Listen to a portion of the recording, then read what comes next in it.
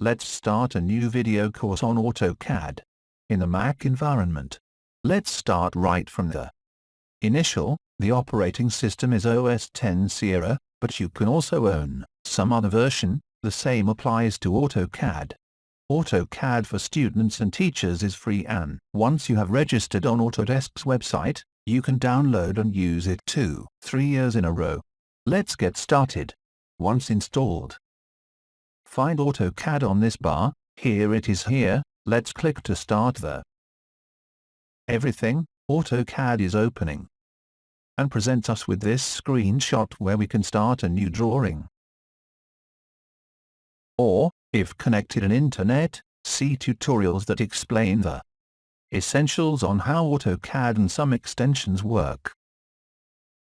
Forum, support service, YouTube and so on. We begin by creating a new drawing. Here it is. As much as I is about, in this class, I will explain the commands and all the AutoCAD subcommands. So, on Create, we have the option to select various options. Continue a work, we can open a drawing that already exists, it's not our case, or start a new design. Below the possibility to open from existing AutoCAD drawing files, or explore sample drawings, you see, through this icon. There is no are obviously of great interest. The icon that interests us is New Design. Here it is. We are asked to select a template, a basic template. In our case, we will use an AutoCAD DWT drawing template if we were to work instead. Especially with the three-dimensional, it is better to set up a template with a basic AutoCAD 3D model. In our case we use AutoCAD DWT. DWT, this is the extension of the AutoCAD template. We'll talk extensively about it in the continuation of this course. After this, we open. Here it is, the AutoCAD interface on Mac. We have opened a new drawing with a template, where there are already basic presettings. For example, a height is set. For the texts, the height of the dimension text and other things, all settings that are automatically passed on to us thanks to the fact that we opened this AutoCAD. We'll see how build personal ones where we will also include the layers that we will use more often, the types of text, the cartouche for our drawing. Let's see this one. Interface. Here we find the menu bar there. Here, it's like for those who come from the world PC, to the toolbar that we found on the pre-2008 versions and a series of commands available thanks to these. Roll up. I'm not dwelling on any because when the time comes, we'll go there. To see according to the use that we will. Let's just say right now. We can find these toolbars here, open them or turn them off thanks to the flags that we can select whether or not in these entries. For example, this is called a bar. Toolbar tools, here it is. If we want to make it disappear, we have to take the tick off in this menu. We keep everything. Of course, here they come collections of the icons of the commands that we use more often, is customizable because if I'm in an empty space, you see, and I do right-click Customize Toolbar, I have a series of other icons that I can add or remove, you see, just by dragging them. Another fundamental toolbar is what we find anchored on the left side of the monitor, where we find the commands for drawing and editing and so on. Within purely two-dimensional AutoCAD, if the intention is working in 3D, we have to pass to this second tab where we find not only instruments two-dimensional, but a series of commands that allow us to work in the 3D environment of AutoCAD. Then, simply, by clicking, you see, above these tab, let's go through the environment. Two-dimensional to three-dimensional AutoCAD.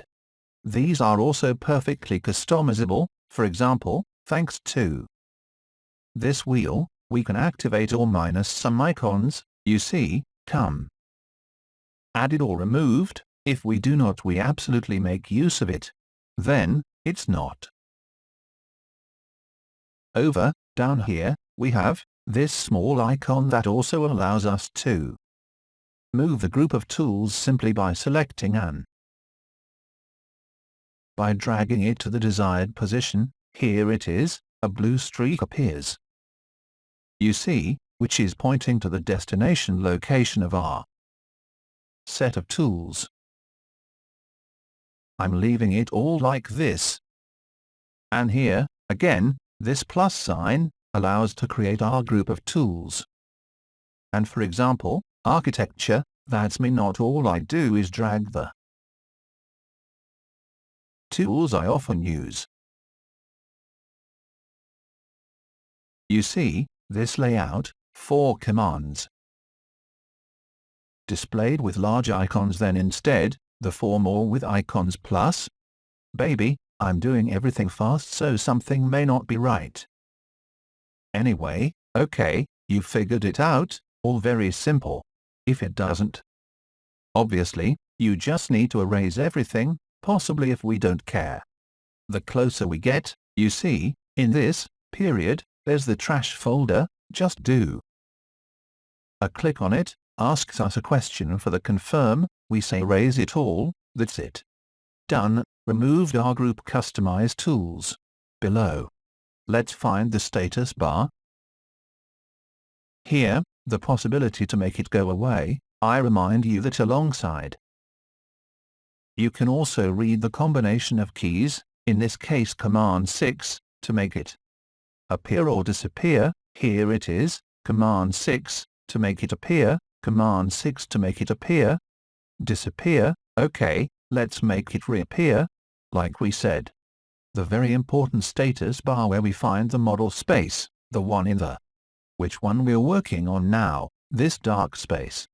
Here it is, with the grill in the foreground, and here 2 more cards, but they can become much more, are the cards of the paper space where we go to finalize our drawing for the final print.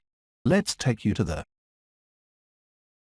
model space. Here it is, here we have the coordinates because, in fact, this is a very large Cartesian space, and here are represented the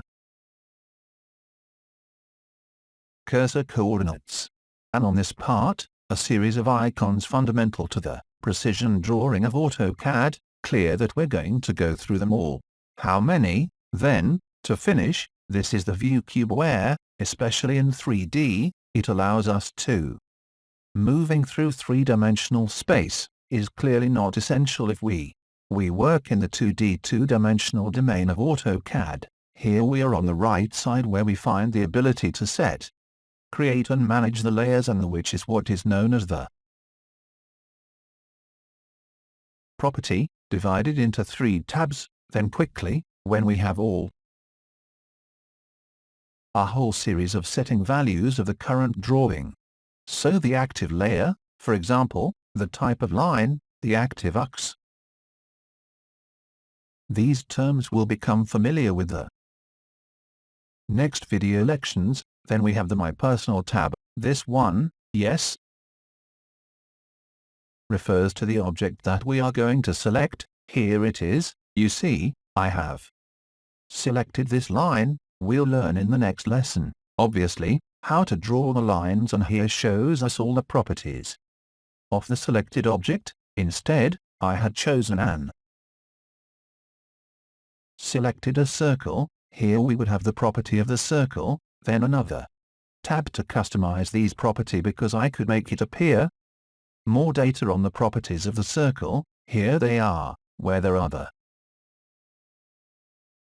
active checkbox. These are displayed in the My Properties tab. Let's see an example. If we want to make also appear at X, Y and Z, we activate these checkbox. If we now return to My Property, we find these characteristics also represented. You see, once we do the object selection, in this case the circle object, we are not interested. Obviously, it was just to show how it all works out. We come back here and let's take off these checkbox her, so she becomes easier to read properties of the circle object. Let's just click here and we're good. Well, in the next lesson we'll start to use what is the most important of AutoCAD, the line command. We'll see all the ways to use it, but, above all, also the ways to speed up the use of this command to optimize time production of our projects. To the next class.